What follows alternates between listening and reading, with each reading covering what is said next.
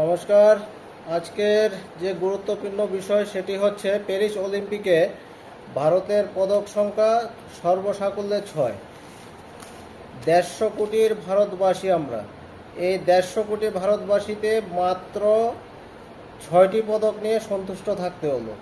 তার মধ্যে একটি মাত্র রূপো আর 5টি ব্রোঞ্জ পদক, একটি স্বর্ণপদক মিলেনি, যেটা সবচাইতে দুঃখের বিষয়। 150 কোটি ভারতবাসীর মধ্যে 6টি পদক নিয়ে আমরা সন্তুষ্ট থাকতে হলো কেন? ভারতের খেল মন্ত্রণালয় এবং অন্যান্য যে সংগঠনগুলো আছে সবগুলো সরকারিভাবে এত পয়সা দেওয়া হয়, তারপরেও বিভিন্ন ক্ষেত্রে, জিমন্যাস্টিকের ক্ষেত্রে বা যে কোনো খেলার ক্ষেত্রে, হকিতেও দীর্ঘদিন পরে শুধু ব্রোঞ্জ পদকে আসছে, স্বর্ণ মিলেনি। তো সেই কারণে